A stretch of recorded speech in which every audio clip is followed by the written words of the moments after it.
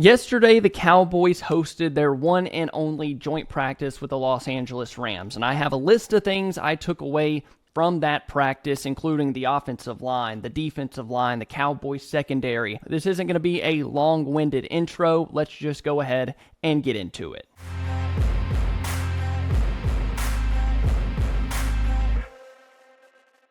Yesterday was the first time that the Cowboys got to play external talent. And while I try not to overreact to training camp clips because at the end of the day, we're talking about practice, I still feel like it's a good measuring stick for any team, especially when you're watching these joint practices. So my first takeaway, and I have no idea really how to structure this video. Do I talk about the good first or the bad first, or do I just sprinkle it all in together? I have no idea. So we're just going to kind of roll with it and talk about whatever we want. Takeaway number one, the Cowboys' run game was not good, like at all. Dallas could not block that Rams front. There were way too many plays where the running backs just had nowhere to go. A Rams defender was knifing in the backfield. Someone would miss a block or just get ran over, pushed into the running backs. Like, they just couldn't move the ball. It didn't matter if it was Javonte Williams or Jaden Blue. Didn't matter who the running back was. There was nowhere to go. Just felt like the offensive line looked disjointed. If it wasn't one guy getting beat, it was another guy missing a block. They just could not work in unison outside of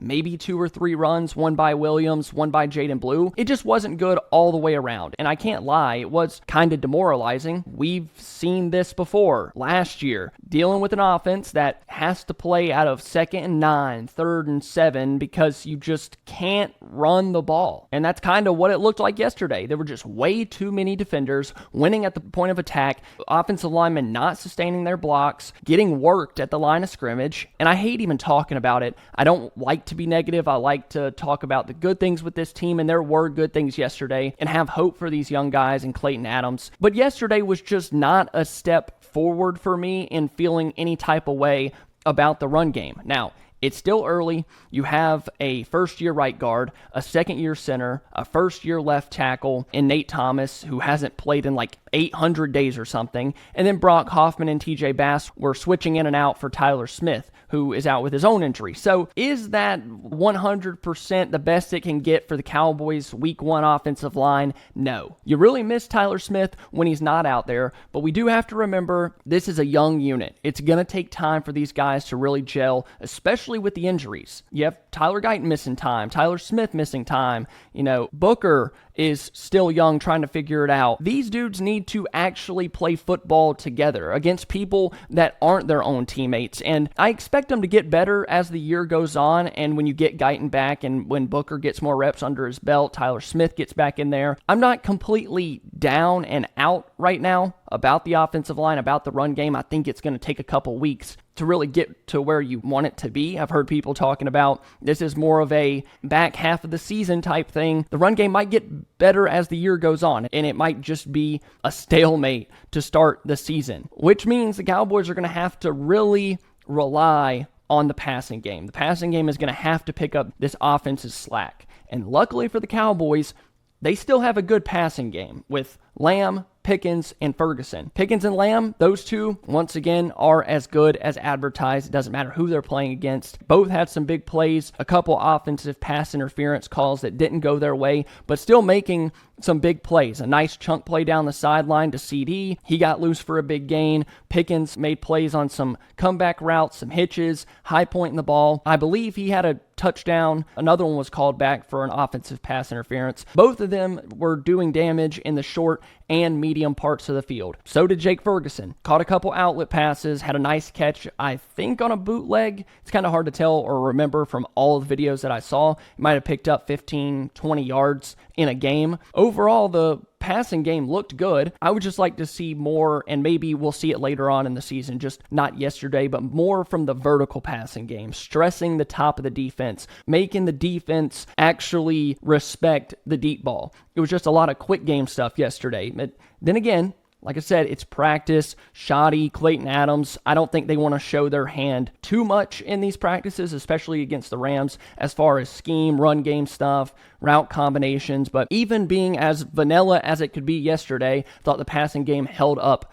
really, really well, and I'm excited about what we're going to see this season. Dak might throw for 8,000 yards. All right, on the other field, which didn't have nearly as many people watching it, it feels like maybe more Rams reporters were, but the Cowboys defense was kind of up and down throughout the day. There were good moments by the linebackers. Damone Clark had some nice run fits. Maris Leofau continued to show up in the run game. I saw a nice run fill from Jack Sanborn. I think there were bright moments and some flashes from your linebackers in particular. I think it's really easy to say at this point, based on what we've seen in practices, Perrion Winfrey is probably your best nose tackle. He easily, I would say, coming from the UFL, he's been the only one that has consistently shown up and held up in the middle of that defense. He had a nice play yesterday where he blew up the interior and had a tackle for loss on Kyron Williams. I just have consistently noticed him throughout these practices. Winfrey previously played for the Browns and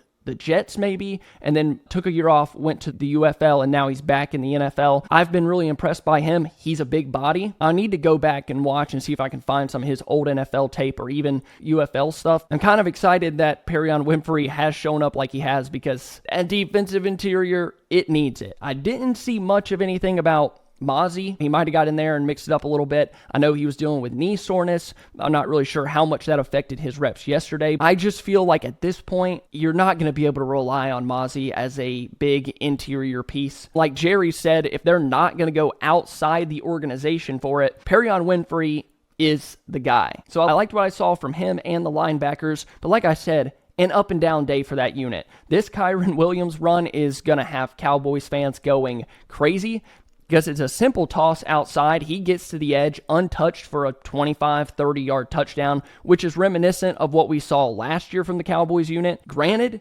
this was one play in practice. These guys are switching in and out. First team, second team guys are out there. It's not always your starting defense versus their starting offense. You're just really trying to get these guys work. Everyone out there is not going to be, the starting 11 for Dallas. This is what the run defense is going to look like. But it just didn't look great. I think people are going to be panicking about that. And I can't lie. Didn't make me feel great about the run defense either. I think we're just a little scarred from what we've seen in the past, especially in 2020 and 2024. The run defense, the defense as a whole, could not stop a nosebleed. So to kind of see Kyron Williams taking one the distance from 25, 30 yards out, completely untouched, doesn't give you a ton of optimism. But once again, there were still bright moments. I liked what I saw from the linebackers. Hopefully, Winfrey can continue to get better, and Matt Eberflus continue to figure out the wrinkles. Best guy, playing the best player at each position, maybe gives this defense a little bit of a better look than that one play in particular. As for the secondary, I think it was kind of the same thing. This was a good litmus test for two areas in particular. One,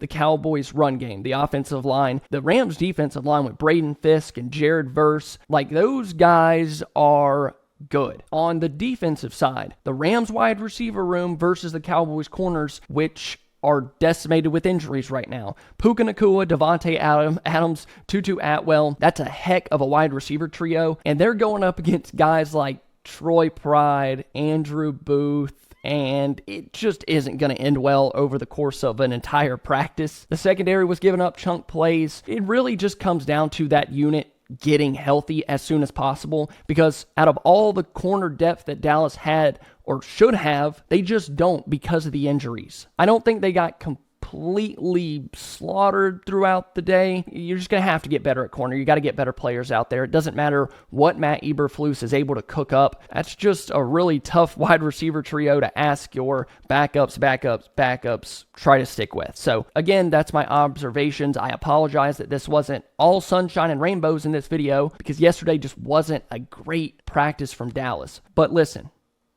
some people get mad at me for telling the truth and not being positive. I want you guys to be 100% aware of what's going on. But listen, I am glad that they had this practice. For Shoddy as a first-year head coach, it's going to be back to the drawing board. Guys got to do what the guys got to do to get it cleaned up on both sides of the ball. You didn't go an entire training camp just facing off against each other, then you get punched in the mouth week 1 against Philly, and then you're surprised. This is a good reset. I'm glad that they did this. I wish it would have been more than one practice, though. Maybe the Cowboys, come back the second practice and maybe punch the Rams in the mouth. So I'm not going to be overreacting, because it is practice. There were good moments.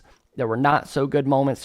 That's just kind of how it goes. That's how I expect the season to go. But I want you guys to let me know what you think down below in the comments. Since you've made it this far, go check out my Cowboys versus Rams preseason preview video where I talk about who to watch, what to watch for, and so many other things for the Cowboys. So click the video that just popped up on your screen right now. Thank you guys for watching. If you enjoyed, hit that subscribe button, like this video because it really helps out the channel. And I promise, for all of you that are still here, I have not forgotten about that Trayshawn Holden video. I just watched his All-22 from Oregon. I'm starting to compile his videos from training camp this year as well, and I have a really fun video planned, so I'll see you guys soon.